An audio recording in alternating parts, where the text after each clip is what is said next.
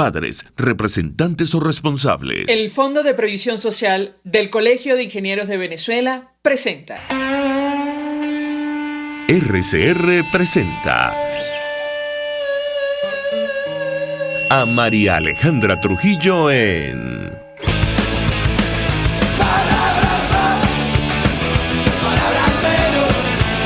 Palabras más, palabras menos. Muy buenos días, amigos de Radio Caracas Radio. Lo mejor este viernes 17 de febrero del año 2023. Todo el equipo que trabaja para ustedes a partir de esta hora los saluda. En la producción, Génesis Rodríguez. En los controles, Julio Pinto, quien tendrá el inmenso placer de acompañarles, María Alejandra Trujillo. Saben, ustedes se pueden comunicar desde muy temprano a través de la cuenta en Twitter, @RCR750, y seguirnos por nuestras plataformas digitales en TuneIn y YouTube. Yo comento rápidamente algunos titulares de la prensa nacional e internacional, porque ya tenemos a nuestra primera invitada vía Zoom. Venezuela registró 7.032 protestas en 2022, un aumento del 7% según una organización no gubernamental, así lo titula la agencia EFE, y se trata del Observatorio Venezolano de Conflictividad Social. Venezuela registró el año pasado 7.032 protestas, en promedio 20 diarias, lo que supone un incremento de 7% respecto a 2021, cuando se computaron 6.560 manifestaciones. Del total documentado en 2022, 5.410 protestas fueron llevadas a cabo para exigir derechos económicos, sociales, culturales y ambientales, lo que, según la organización, evidencia que la narrativa comunicacional de crecimiento económico que impuso el gobierno no se ve reflejado, o reflejada, mejor dicho, en la calidad de vida y dignidad de los venezolanos. Habrá que ver, bueno, cómo van las cifras en este año 2023, que inició con manifestaciones en la calle de todos los trabajadores públicos, encabezadas estas protestas por los docentes. Por cierto, el Ejército de Liberación Nacional es el grupo criminal con mayor presencia en Venezuela, según el último informe de Inside Crime, lo tomó del Nacional. En el territorio venezolano están radicados al menos 2 de los 5 integrantes del Comando Central de esta estructura insurgente, dice la nota en versión electrónica. Vamos a ver con nuestra invitada. Yo le voy a pasar el número a mi equipo, porque si no pudiéramos por Zoom, vamos a pedirle a ver si podemos conectar vía Skype. Y de pronto por allí, sí, pero me dice que no me escucha. Me está escribiendo internamente que no me escucha. Le comento a mi equipo, a Génesis Rodríguez. Entonces, vamos a comunicarnos con ella. Yo no sé si mi equipo tiene el número, pero inmediatamente se los voy a transmitir para que coordinemos. Si no es vía Zoom, a ver si de pronto vía Skype podemos conectar con ella y hablar del tema que vamos a desarrollar la mañana de hoy. Nicolás Maduro y Gustavo Petro firmaron un acuerdo para afianzar el comercio bilateral entre ambos países. ¿De qué se trata? Dice la revista Semana. El mandatario venezolano, dice la nota, no pisaba territorio fronterizo desde el año 2010. Bueno, hay un amargo recuerdo de lo que fue la expulsión de ciudadanos colombianos de nuestro país en la frontera. Ustedes recuerdan cuando el régimen de Nicolás Maduro marcó sus casas y todo lo demás. Eso lo recuerdan claramente del lado colombiano.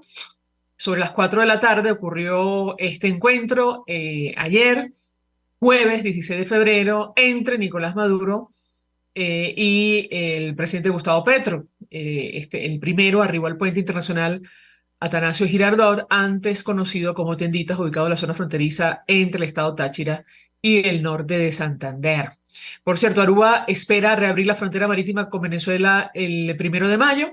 Esto lo tomó de monitoreamos, habrá que ver si ocurre o no y el impacto que esto tiene. En el accidente lamentable que comentamos con ustedes en Panamá, de un autobús con migrantes, bueno, había 11 venezolanos en ese autobús que cayó al precipicio. Esto lo tomó de efecto Cocuyo. Al menos 11 migrantes venezolanos, 22 ecuatorianos y 16 haitianos viajaban en el autobús que cayó este miércoles por un precipicio en Hualaca, provincia de Chiriquí, en Panamá, y que deja hasta ahora 40 fallecidos y decenas de heridos, varios de gravedad. De esto vamos a hablar, de la situación de los migrantes en nuestro país, este flujo constante que no para. Ya casi 8 millones de venezolanos están en el exterior, han huido del territorio nacional. Esto tiene toda clase de implicaciones. Nos acompaña alguien que conoce perfectamente estos temas. Ligia Bolívar es defensora de derechos humanos, forma parte del equipo Alerta Venezuela y le agradezco recibir nuestra comunicación tempranito. Gracias por atendernos. Buenos días. Hola, buenos días, María Alejandra, ¿cómo estás? Pues mucho interés de conversar con nuestra invitada acerca de varios temas. Yo le pedía un comentario inicial sobre la situación de la migración venezolana que creo rodea todas las aristas que vamos a desarrollar la mañana de hoy a la luz de este último incidente. Siempre hemos comentado en este espacio, nunca imaginamos a nuestro país pasar por una crisis de esta naturaleza, mucho menos que 8 millones de ciudadanos abandonarían el territorio nacional, incluso poniendo en riesgo su vida, como ha ocurrido con estos migrantes que iban en este autobús accidentado en Panamá. La escuchamos. Bienvenida. Sí, bueno, por supuesto que es una terrible tragedia, incluso la peor en la historia de las vías terrestres en Panamá. Eh, pero lamentablemente es algo que estaba advertido, incluso un conjunto de procedimientos especiales y relatores del Sistema de Protección de Derechos Humanos de Naciones Unidas habían justamente pocos días antes enviado una carta conjunta a las autoridades de Panamá, donde una de las cosas que señalaban era precisamente el tema de la necesidad de establecer corredores seguros para el paso de la población. Este, llama mucho la atención, por ejemplo, el hecho de que no se hayan identificado a las víctimas cuando deberían, si están en custodia del Estado, y ellos pasan varios días primero en una estación de migratoria en otra parte de Panamá antes de llevar a la frontera con Costa Rica y allí debería haber, ellos pasan varios días allí y ahí debería haber, porque para eso es ese paso por allí, un registro de ellos con su dato de identificación, su nombre, su género, su edad, su nacionalidad, por supuesto. Entonces, que no haya en este momento todavía datos de identificación, muy preocupante porque entonces no se sabe qué es lo que está haciendo Panamá con las personas, simplemente trasladándolas para este, correr la arruga, como decimos, y que pasen al siguiente país lo más rápido posible, sin ningún tipo de condiciones de seguridad ni de dignidad humana. Es muy, muy preocupante lo que está pasando y pasa a menos de 24 horas de otro hecho, que es una reunión conjunta de las autoridades de Panamá, Estados Unidos y Colombia precisamente para establecer corredores seguros. Entonces, entre otras cosas, que se supone que era lo que habían acordado. Entonces, eh, lo que vemos es que sigue pasando lo mismo, es decir, los migrantes son personas extremadamente vulnerables y no se toman medidas para su protección en ruta, digamos, en lo que es el tránsito y en lo que es el lugar de destino. Bueno, de hecho, en una declaración reciente, el ministro de la Defensa de Colombia decía que los migrantes que deciden cruzar el Darién son víctimas de grupos ilegales como el Clan del Golfo, y yo le pediría un comentario al respecto. De esto hemos hablado en otras oportunidades. Ustedes han documentado lo que está ocurriendo en este paso tan peligroso. La escuchamos. Sí, esa es una zona que desde hace muchos años está en manos de grupos irregulares, en este caso de narcotraficantes y de paramilitares. Incluso se ha hablado últimamente de también presencia del Tren de Aragua.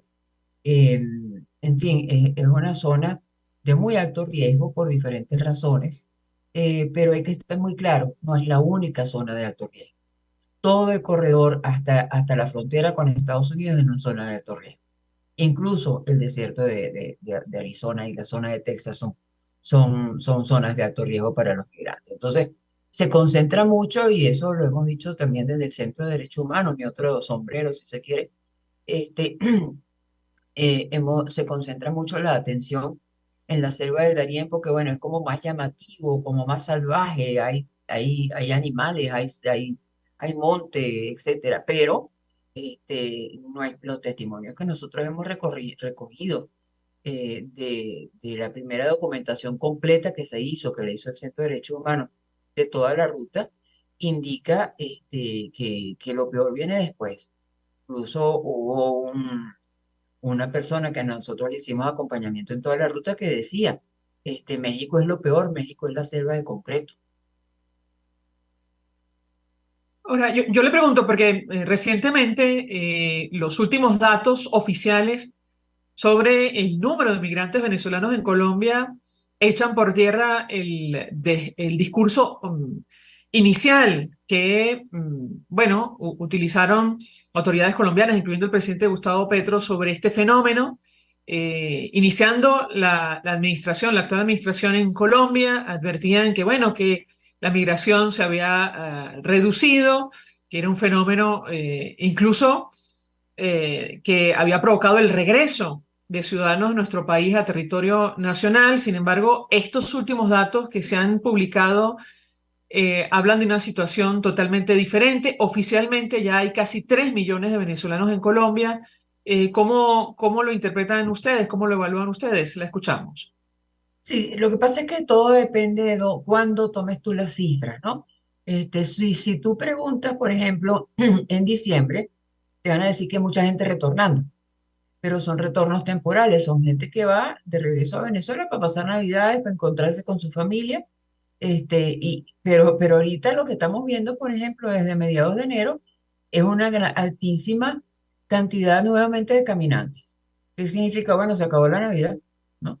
Entonces, las declaraciones que dio el presidente Petro y sobre todo las que dio su embajador en Venezuela, Benedetti, no se corresponden o no están a tono, digamos, con lo que son la información oficial de su propio país. Porque ya para ese momento había una cifra muy alta de venezolanos, esa cifra no se ha reducido, y como digo, el tema del regreso a Venezuela es un regreso temporal en algunos momentos del año, ¿no? Especialmente en la época de fin de año por la Navidad. Entonces, ¿y por qué podría ser distinto si las condiciones en Venezuela no han cambiado? O sea, lo que vimos en enero y lo que hemos visto en febrero son marchas y manifestaciones, ya no ni siquiera pidiendo que el gobierno se vaya, sino que les paguen, ¿no? Que les den un salario digno. Entonces, en la medida en que el salario ha vuelto otra vez a unos niveles miserables de aproximadamente $6 mensuales, eso significa que la gente no va a quedarse en el país, que la gente va a seguir saliendo, porque el problema no es la dolarización de la economía, el problema es la calidad de vida y esa todavía no existe.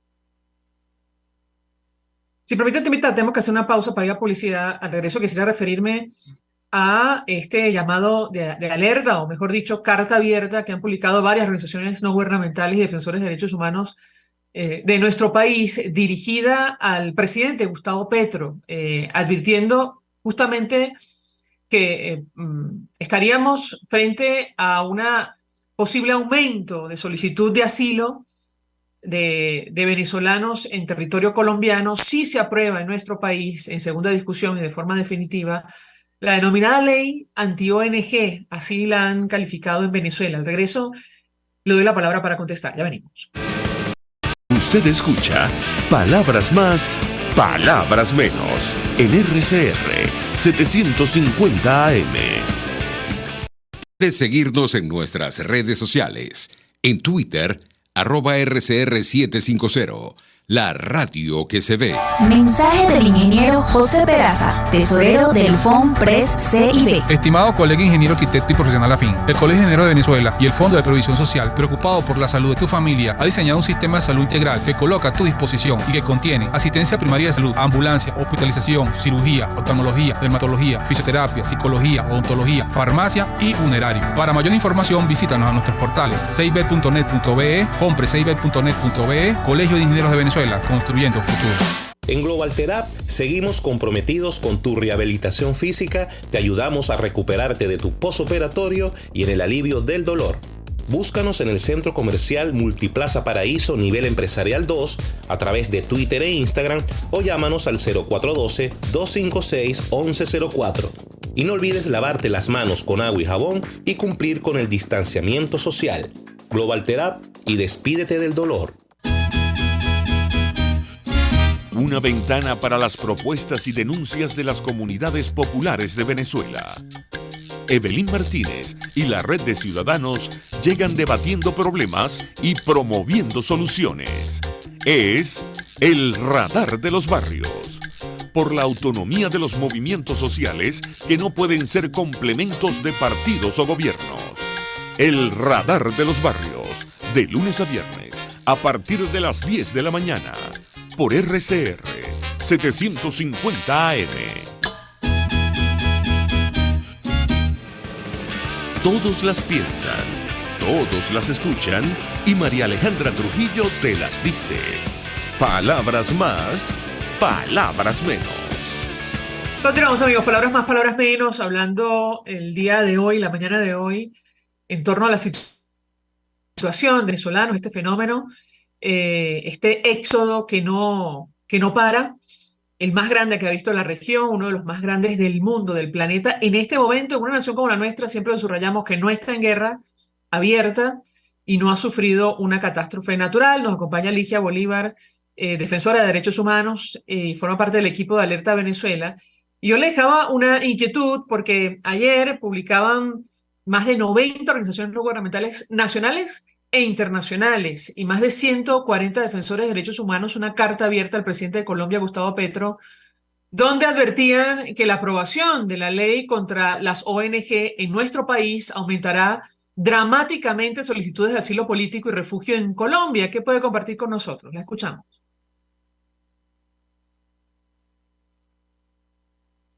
Sí, bueno, como sabemos, perdón, se trata de un proyecto de ley que pondría fin a la sociedad civil independiente como la conocemos hoy en día. Y al suceder esto, la consecuencia inmediata sería que miles de personas en situación de vulnerabilidad de diferente tipo quedarían desatendidas, ¿no? Quedarían sin posibilidades de apoyo en una situación particularmente delicada como es la de Venezuela, que está envuelta en esta emergencia humanitaria, ¿no? Entonces, obviamente, pues en la medida en que, continuando con lo que decíamos en el primer segmento del programa, en la medida en que las condiciones del país no mejoran, la gente va a seguir saliendo, y si al contrario, la situación empeora, primero la gente va a salir más por falta de estos mecanismos de apoyo, eh, y en segundo lugar, van a empezar a salir los que los apoyaban. Es decir, hemos visto cómo esto ya se dio en el caso de Costa Rica y Nicaragua. Es decir, en la medida en que eh, más de 3.600 organizaciones en Nicaragua han sido declaradas ilegales y han sido cerradas, no les ha quedado más remedio que salir corriendo por la protección de su propia vida y de su integridad física y de su libertad, pero también para buscar mecanismos para trabajar desde afuera y seguir apoyando de alguna manera a la población que todavía permanece en el país.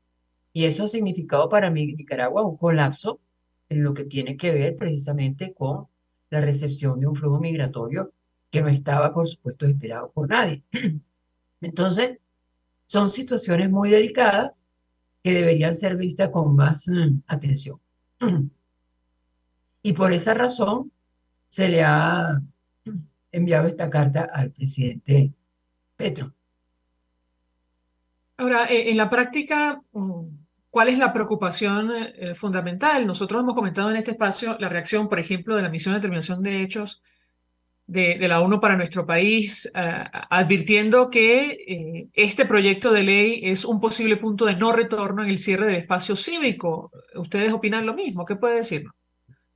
Sí, de acuerdo, por eso precisamente es que se presenta esta alerta al presidente Petro, eh, porque en efecto sería, como dije anteriormente, el fin de la sociedad civil como lo conocemos hasta el momento, el final de la sociedad civil independiente. La misma carta hace referencia a lo que me refería a lo que mencioné anteriormente, que es la situación de Nicaragua en cuanto al cierre del espacio cívico, ¿no?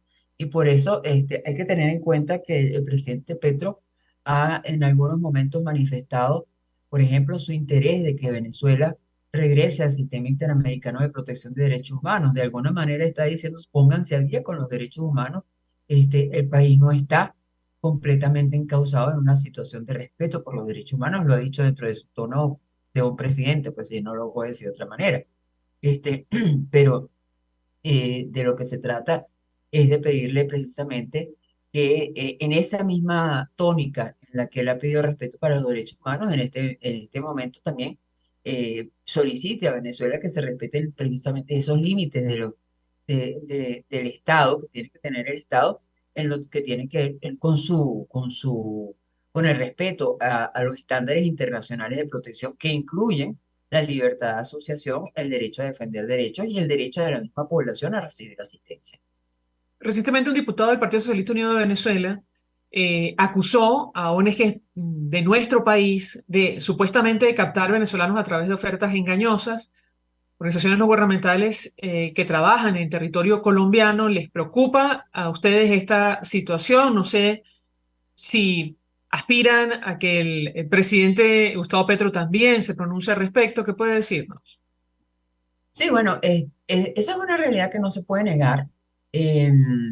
Existe un problema serio de tráfico de personas y ese tráfico de personas se basa en ofertas engañosas, muchas veces hechas a través de redes sociales, páginas de Facebook, ese tipo de cosas, ¿no? Sin embargo, eh, pretender que los protagonistas de esta situación son las organizaciones no gubernamentales, primero es absurdo. Segundo, el diputado no presentó ninguna prueba, lo que hizo fue copiarse una lista incompleta que tiene el Instituto de Estudios Económicos y Sociales de la Universidad Católica Andrés Bello de organizaciones que están trabajando en Colombia, pero no es una lista completa y él no hizo ninguna investigación de quién sí y quién no, sino que ahí dijo están los 46 que están en la lista, ¿no? Por cierto, que es una lista que tiene personas organizaciones de todo el continente, pero parece como más efectista lo que hizo el diputado, que fue simplemente agarrar las 46 de Colombia. No mencionó las otras que están en ese mismo directorio que abarca todo el continente, ¿no? Que hay organizaciones de Chile, de Argentina, de Perú, en fin. Este, entonces, él no ha hecho ninguna investigación. Lo que lanzó fue una información, una superposición de hechos sin ninguna causalidad entre ellos, ¿no? Eh, Simplemente con intención de abonar más el terreno a esta barbaridad de proyecto de ley que presentó días antes su compañero Cabello. Finalmente no quiero desaprovechar la oportunidad para preguntarle, porque esto ocurre en momentos en los cuales Venezuela se anuncia la celebración de una primaria para elegir un candidato de la oposición y está abierta la discusión sobre la participación o no de los venezolanos en el exterior. Se dice fácil, 8 millones de ciudadanos, casi 8 millones están fuera de Venezuela, entre 3 y 4 tendrían derecho a votar. ¿Qué puede compartir con nosotros? Sé que en Alerta Venezuela se han expresado en torno a este tema. La escuchamos. Sí, en efecto, nos hemos expresado y en varias oportunidades tratando de llamar la atención de lo que significa dejar fuera de la agenda el derecho de las personas que están fuera del país a el ejercicio también de sus derechos políticos, pues, ¿no? Lamentamos mucho que incluso haya rectores del Consejo Nacional Electoral que digan que esto es un tema que tiene que ser debatido en las mesas de negociación de México. Es que los derechos humanos no se debaten en una mesa de negociación. Es como si te dijeran mañana, bueno, vamos a ver si reactivamos las partidas de nacimiento, la cédula de identidad o los pasaportes. Y eso hay que debatirlo en México. No, es que eso es una obligación del Estado, darte identificación. O como que dijeran, bueno, vamos a ver si la gente tiene comida, vamos a debatirlo en México. Los derechos humanos, insisto, no se debaten en una mesa de negociación.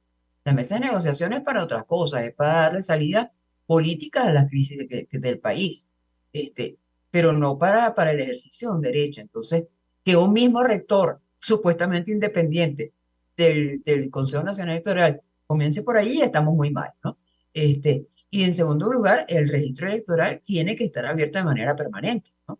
Entonces, no estamos viendo ninguna mención de este tema por parte de los partidos políticos que deberían estar interesados en este asunto. Pareciera que no lo están. Cuando el registro es un tema técnico que se abre la gente pues se actualiza, ¿no? Entonces, con la cantidad de personas que han salido, obviamente el registro está completamente desactualizado y como tú bien decías, entre 3 y 4 millones de venezolanos en el exterior no tienen posibilidad de participar.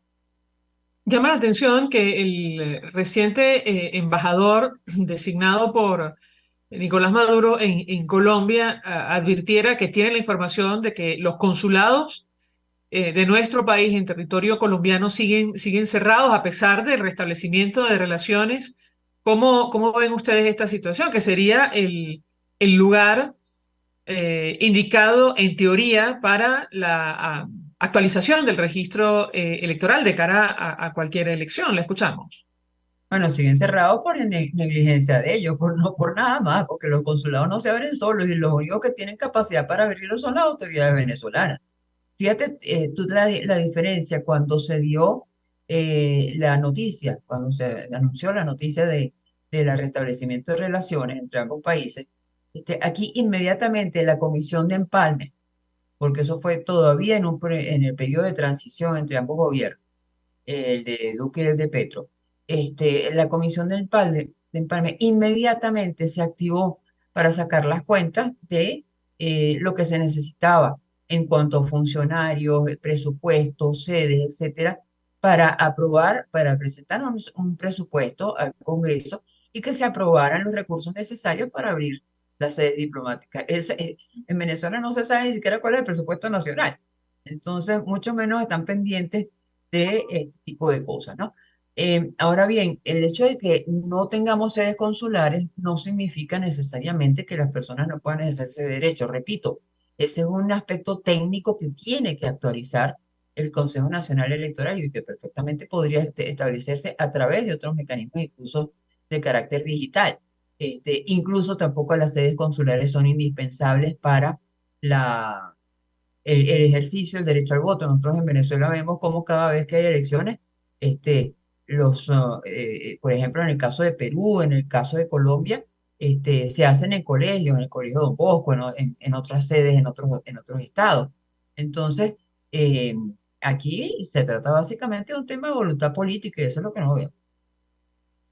Ligia Bolívar, 1 millón de gracias por atendernos, acompañarnos estos minutos, expresando opinión, análisis acerca del tema que debatimos la mañana de hoy. Tiene que ver con la migración venezolana y lo que puede ocurrir en la práctica si se aprueba definitivamente esta denominada ley anti-ONG en nuestro país en materia de asilo, solicitudes de asilo en territorio colombiano. Gracias. Vamos a la pausa. A regreso venimos con más.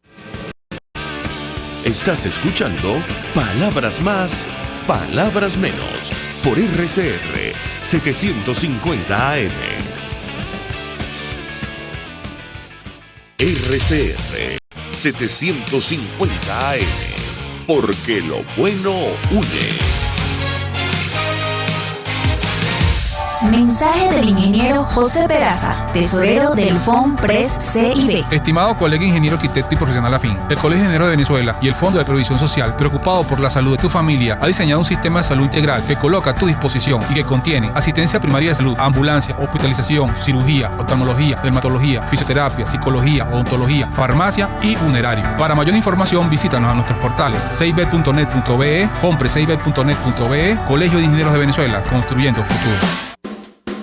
Pretty woman. La gran estilista Teresa está al frente de su salón de belleza Tarina, con su maravilloso equipo de profesionales peluqueras y manicuristas. En el salón de belleza Tarina siempre vas a lograr el look de la mujer bonita.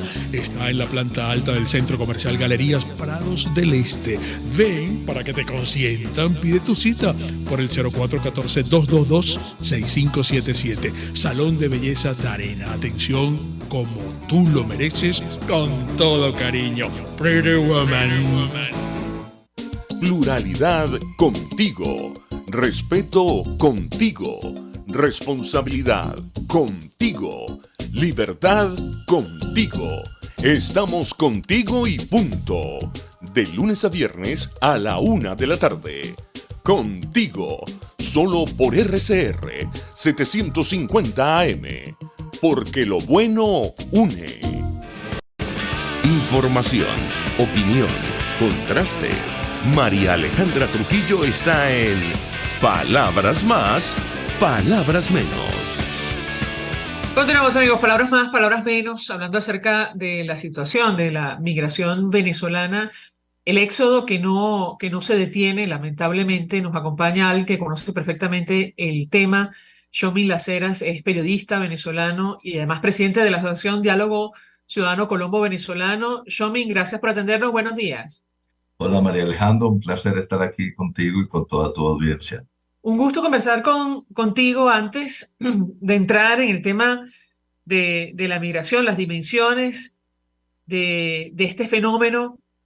Yo te pedí un comentario sobre el último punto que discutíamos con Ligia Bolívar hace algunos minutos, que tiene que ver con el voto de venezolanos en el exterior, en momentos en los cuales ya se ha anunciado fecha definitiva para la primaria de la oposición. ¿Qué puedes comentarnos al respecto? Contigo hablamos luego de participar en una reunión con la Comisión Nacional de Primaria que se trasladó a Colombia. Te escuchamos.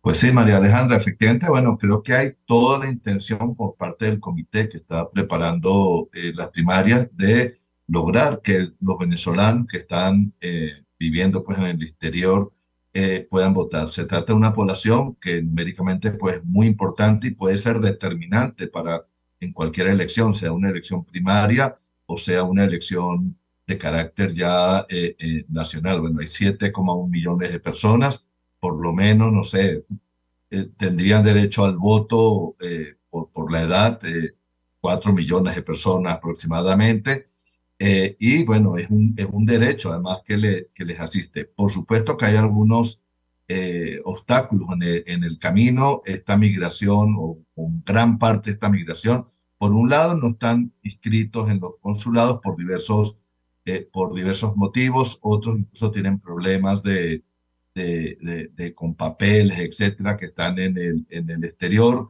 Entonces, bueno, hay varios obstáculos que hay que vencer. En el caso de Colombia en concreto, todavía al día de hoy no hay actividad consular de Venezuela. Esto es un obstáculo, por supuesto, ya mayor. Y en el caso de las primarias en concreto, tenemos el asunto que al haber tanta gente, pues en Colombia pues tenemos una cantidad muy grande de venezolanos, tendría que hacerse un registro previo a votar en las primarias, que no existe, ¿no? Esto requeriría hacer un doble trabajo. Si no hay un registro electoral, habría que hacer primero un registro para que la gente se inscriba y después proceder a unas elecciones primarias, ¿no? Entonces, bueno, este es un elemento adicional. Y el otro es que, bueno, mucha gente que eventualmente podría votar en unas primarias, no sabemos luego si va a poder votar en las elecciones nacionales, ¿no? En las elecciones presidenciales para la cual servirían las primarias, ¿no? Entonces, hay varios obstáculos que hay que ir venciendo, pero creo que en el comité preparatorio existen todas las intenciones de buscar un camino que permita a todo este gran universo de personas que está fuera del país poder votar. Ahora, Yomi, tengo que preguntarte porque se acaban de actualizar las cifras de venezolanos en Colombia. Desde el Observatorio de Venezuela, la Universidad del Rosario, expresaban preocupación con relación a este tema. Entendemos que oficialmente ya hay más de 2.800.000 venezolanos. Algunas encuestas hablan de hasta 3 millones en Colombia. Y el registro que lleva migración, el registro único de migrantes venezolanos, la verdad, entendemos que hasta hace poco, hasta principios de este año, tenía información completa sobre la ubicación de los venezolanos en territorio colombiano. ¿Qué puedes decirnos sobre este tema? Y saber, por otra parte, si la Comisión de Primarias, luego de la reunión con ustedes y otras organizaciones, planteó la posibilidad de coordinar acciones con autoridades colombianas. Te escuchamos. Bueno, efectivamente, estás dando una cifra que es la última que dio Migración Colombia, lo dio apenas la semana pasada, con corte a octubre del año 2022, y la cifra exacta es 2.894.593, así prácticamente 2.900.000. Y si tomamos en cuenta efectivamente que este es un corte al mes de octubre, estamos ya a mediados de febrero, pues es muy probable que estemos en torno a los 3 millones de venezolanos aquí en Colombia. Esta es una cifra que no ha parado de crecer. Tomemos en cuenta que en el año 2014 teníamos 23.573 venezolanos en Colombia. Esta cifra se duplicó para el año 2016 a 53.000, luego se cuadruplicó en el año 2017 a 400.000, luego se duplicó al año 2018 a 1.174.000 y luego fue creciendo a 1.700.000 en el 2019 hasta llegar a 1.842.000 en el 21 y ya estamos llegando prácticamente a los 3 millones en el año 2022, ¿no? Esto lo que significa que la migración sigue creciendo en contra, digamos, del discurso, por un lado, del gobierno de Nicolás Maduro, que siempre negó el hecho migratorio y después pasó a minimizarlo de alguna manera. Estas cifras tumban absolutamente ese discurso y también nos preocupa porque en el lado colombiano pues ha habido una invisibilización en los últimos meses del tema migratorio. No es parte de las narrativas tampoco, ni de las prioridades nacionales en Colombia, y estas cifras pues tumban esto. Estos 3 millones de venezolanos significan alrededor del 6% de la población de Colombia, una cifra significativa. Y no realizar políticas específicas para esta población, para lograr que se integre, etcétera, creo que puede traer graves consecuencias sociales en un futuro. Así que creemos que las autoridades deberían encargarse de estas cifras que son tan preocupantes. En relación a lo que tú me preguntas, efectivamente la Comisión de Primarias viajó recientemente a Colombia, se reunió con diversas organizaciones un poco para ir pensando en cómo organizar esas elecciones aquí primarias y el registro previo aquí en Colombia. Entiendo que próximamente pues también se van a realizar otros viajes. Se está trabajando en ello. Es un tema, María Alejandra, complejo. Es más complejo todavía que llevar a cabo las elecciones en primarias en el propio territorio venezolano. Pero creo que hay, como te repetí, hay todas las intenciones de buscar las maneras de eso, ¿no? Ellos efectivamente se han venido reuniendo también con autoridades colombianas para buscar la manera de facilitar este proceso, ¿no?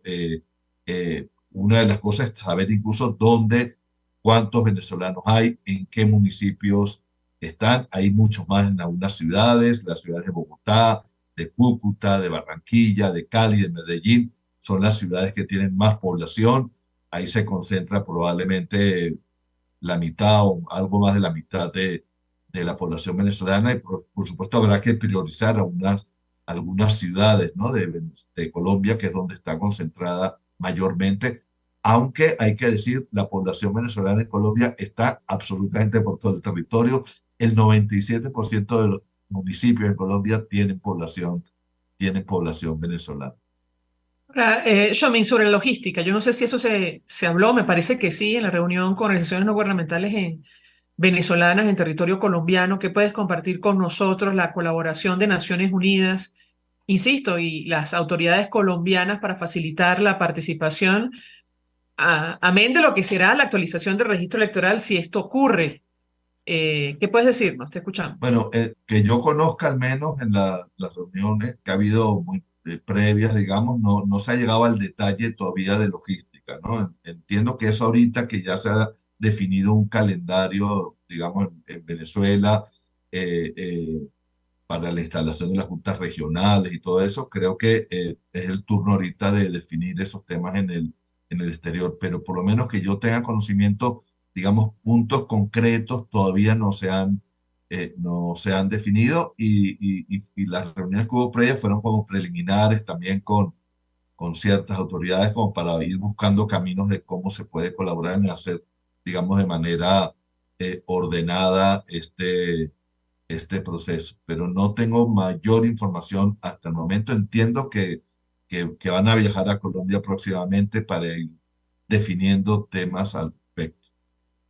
Pero tenemos que hacer una pausa para ir a publicidad. Al regreso quisiera referirme al tema de lo que está ocurriendo en Venezuela y esta carta abierta dirigida al presidente Gustavo Petro, más de 90 organizaciones no gubernamentales nacionales e internacionales, y suscrita por más de 140 defensores de derechos humanos, le advierten al mandatario colombiano que podría haber un aumento en solicitudes de asilo si se aprueba en Venezuela la ley anti-ONG, así la han calificado, Al regreso yo te pediría un comentario, ya venimos. Escuchas a María Alejandra Trujillo en Palabras Más, Palabras Menos, por RCR 750 AM. Puedes seguirnos en nuestras redes sociales. En Twitter, @RCR750. La radio que se ve. Mensaje del ingeniero José Peraza, tesorero del FONPRES CIB. Estimado colega ingeniero arquitecto y profesional afín, el Colegio de Ingenieros de Venezuela y el Fondo de Previsión Social, preocupado por la salud de tu familia, ha diseñado un sistema de salud integral que coloca a tu disposición y que contiene asistencia primaria de salud, ambulancia, hospitalización, cirugía, oftalmología, dermatología, fisioterapia, psicología, odontología, farmacia y funerario. Para mayor información, visítanos a nuestros portales cib.net.be, fonprescib.net.be, Colegio de Ingenieros de Venezuela, construyendo futuro. Cuando hablamos de Honda, hablamos de Distasi Motors, el concesionario Honda que pica adelante en precios, condiciones y servicio.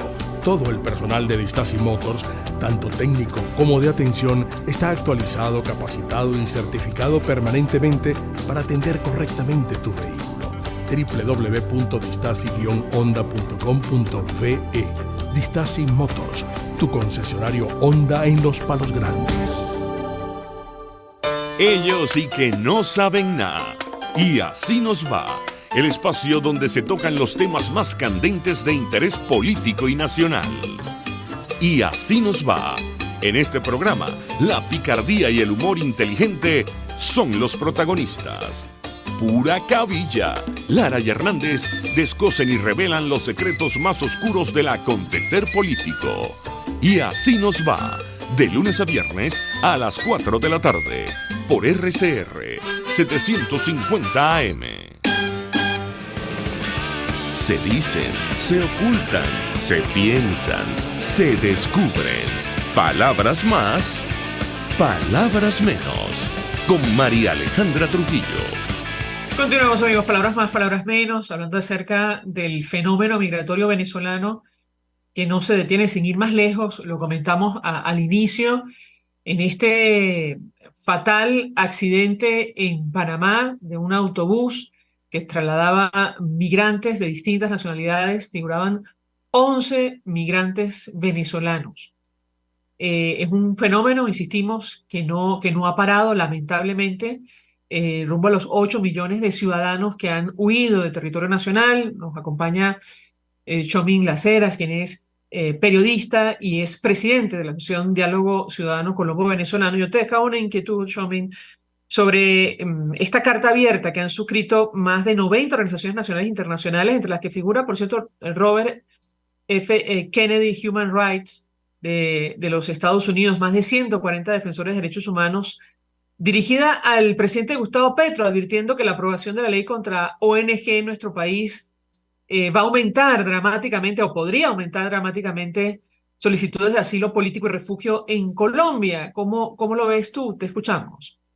Bueno, efectivamente, digamos, esta ofensiva que se ha iniciado pues, en Venezuela en contra de las organizaciones no gubernamentales, que tan importante papel además han jugado, digamos, ante la desinstitucionalización un poco del país en muchos aspectos de su vida, pues realmente es muy preocupante. Y bueno, esa carta lo que pone de relieve es que, digamos, en la medida en que se obstruya su trabajo, se amenace la actividad que realicen sus dirigentes, pues los peligros de que puedan, digamos, ser detenidos, pues son grandes, o por lo menos también que su actividad sea restringida, ¿no? Indudablemente Colombia como país vecino, y así pues se ha venido demostrando en los últimos años, es un poco el lugar de acogida más cercano que existe, ¿no? En caso de que la gente tenga que buscar algún tipo de protección. Entonces lo que, digamos, esta carta advierte justamente que esto podría abrir mucho más esa vía y aumentar pues, el número de personas que puedan pedir protección y refugio en Colombia, ¿no? Donde ya existe pues, una comunidad muy grande de personas en esa condición. Además, yo me está el hecho de esta declaración, lo comentábamos con Ligia Bolívar, que no sé qué tan seria es, pero lo destacamos, por las consecuencias que puede traer de un diputado del PSUV, quien recientemente acusó a ONG venezolanas en territorio colombiano. Supuestamente estás detrás de una operación de captación de ciudadanos de nuestro país en el marco de la discusión de esta ley. Yo te pediría un comentario. ¿Te preocupa o no una situación de esta naturaleza? Te escuchamos. Bueno, indudablemente es muy lamentable esa declaración que dio la venezolana de televisión el diputado Chávez, porque al final de cuentas, pues sí es una amenaza, pues, ¿no? Es una acción, creo que yo, más dirigida a meter miedo, pero que podría eventualmente concretarse en algún otro tipo también de situaciones mucho más delicadas. Así es ridículo, digamos, estar pensando que en un país donde hay 3 millones de venezolanos no se organicen, no busquen la manera de organizarse para buscar pues mejores condiciones, para ayudar a sus compatriotas, que es lo que la gran mayoría, digamos, de estas organizaciones, si no todas, realizan desde un punto de vista o desde otro punto de vista, ¿no? Entonces, indudablemente tiene que ser visto, digamos, con preocupación.